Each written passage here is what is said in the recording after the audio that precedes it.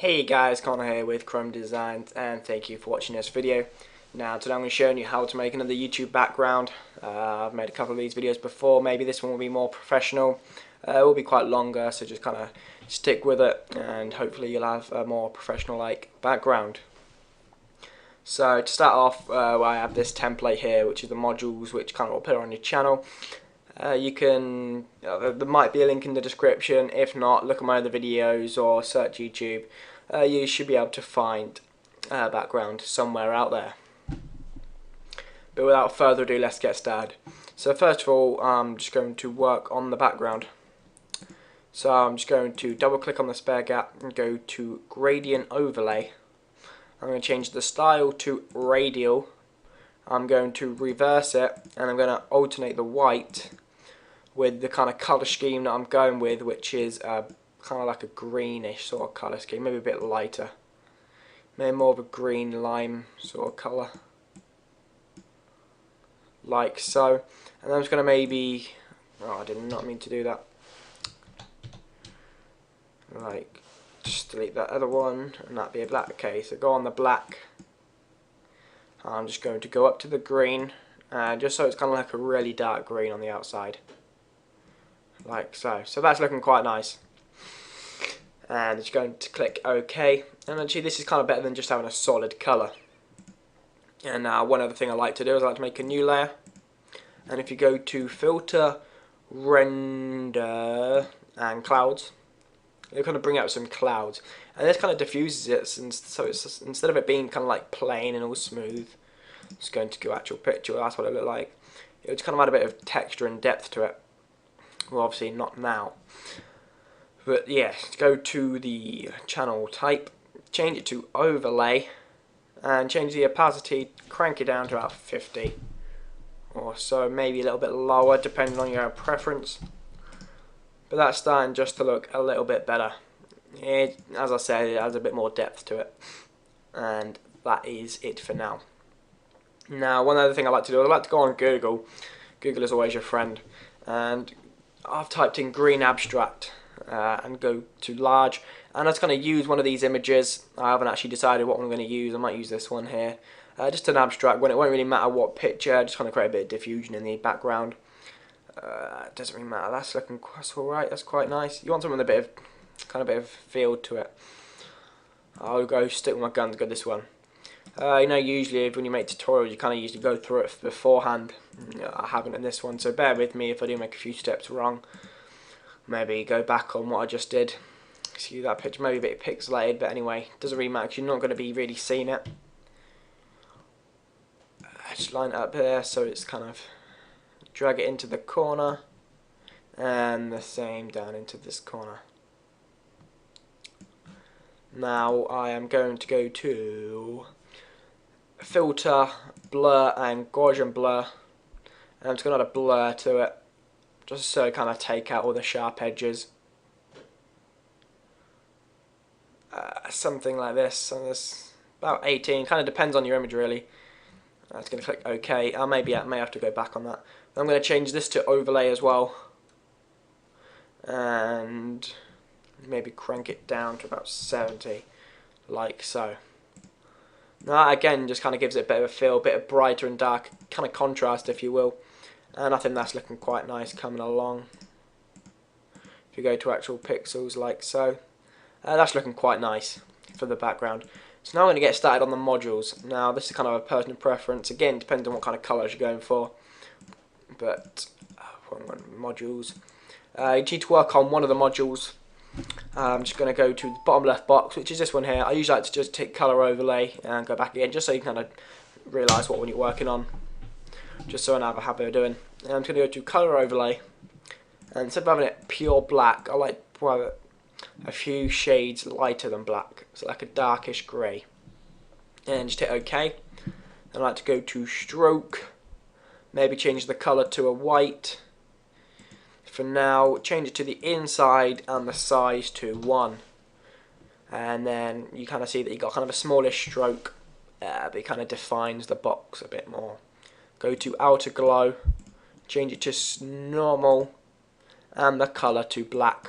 if you don't change the blend mode to normal, the black will not be noticed. So if you go to screen, you know, black doesn't seem to work with it. So just change it to normal, and that's looking quite nice.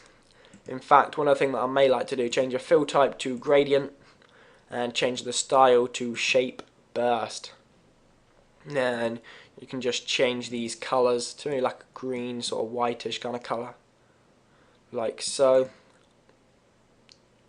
And it's kind of like overlays a bit more. Again, it's another personal preference depending on like what you want to do. But that is looking good for the bottom left hand box. So now I'm going to right click, copy layer style, and I'm going to add it to all the other different modules.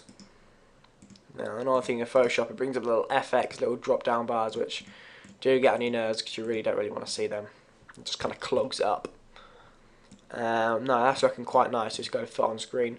The background's coming along to the plain white and black. So another thing that I do like to do is use optical flares, and this is commonly used like down the sides of the page, and that's kind of what I'm going to be doing here. To get optical flares, really, what I use is After Effects. So you just go to, if you need optical flares from Video Copilot, you need to purchase that, and that's a good investment. Go to Options, you can go to Show Presets, Motion Graphics, and you can just choose anyone. I usually like, I'm not going to bother pronouncing that, it's too much effort, I've just been to school. And you know, just click OK, and that is pretty much it. You know, maybe just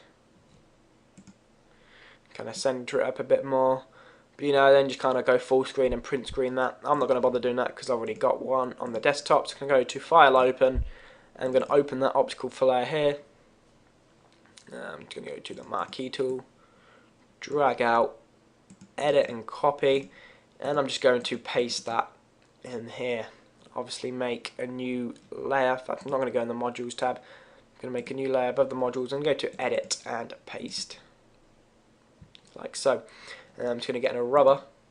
Make sure the rubber's quite big, and make sure when you've got the erasure, the hardness is on 0. You want to leave some nice soft edges.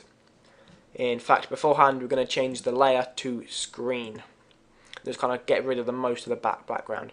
So you just go around the outside, you know, just eliminate the hard edges, like so, and it just gives it a more smooth feel. Now I'm going to go to Edit Free Transform, and I'm just going to align it with the kind of left hand side of the modules. Like so. If I'm going to flip the image, I'm going to flip the image. That's my new way of flipping it. I'm going to make it maybe just a bit longer. That's what she said. Yeah, but I'm going to put that below the modules. And not in the module. In fact, I'll put it in the module. It doesn't really matter. Make sure it's kind of below all the boxes. Yeah, I'm just going to kind of align it like so. Now that's looking good, except the one problem is that it's blue as opposed to green, which is the colour scheme that we're going for. Just going to make a new layer. Going to go to Hue and Saturation, and I'm going to hold right click on the Hue and Saturation and go to Create Clipping Mask, which will kind of overlay onto this. In fact, what's layer 4? In fact, that's not a good layer. Create Clipping Mask, make sure it's on the flare. And I'm just going to change it to kind of like a green, this short colour. Like so, that's kind of what we're going for. And that's looking quite nice. Again, you can move it. I'm going to use the arrow keys here. And so I'm just going to right click on them and go to Merge Layers. So you kind of got one. Oh crap, that didn't work out. No, you're not going to merge them. But on the optical flare layer, I'm going to hit Control J, which is going to duplicate them. Go to the bottom one.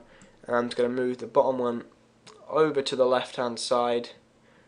I'm maybe going to make it a bit bigger.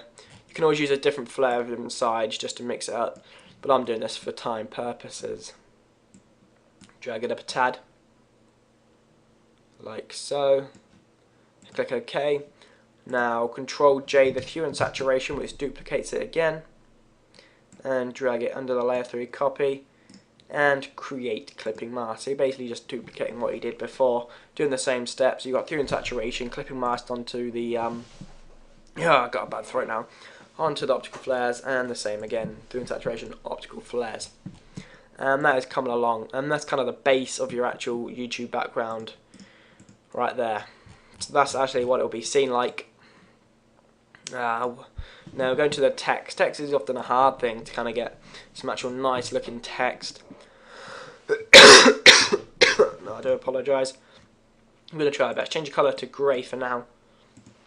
And obviously, because I'm called Chrome Designs, I am going to write Chrome Designs. And the font I'm using is Bank Gothic. And it's quite a commonly used font, you know. Even in the major businesses, I've seen it used quite a few times. One or more Call of Duty use it. Lynx use it. Obviously not for everything, but you know, they do kind of work with this font. And line it up. What I like to do is, that is how the web page will be seen. As you see, the top there, that is where the top of the page will be. So that's what the viewer will actually see on your page, depending on their resolution. So I like kind of like align it to the middle of what they first see, maybe a bit lower down, but just so you can see it on as soon as they go onto your page, so they're not scrolling down in some big huge letters. Again, it's another personal preference. But I'm going to right click and go to blending options. I'm going to add a car gradient overlay. I'm going to change the angle to 0, so it's going vertical as opposed to horizontal. And I'm going to change this very top one to a white, this bottom one to a darkish grey. I'm going to add something about location 33.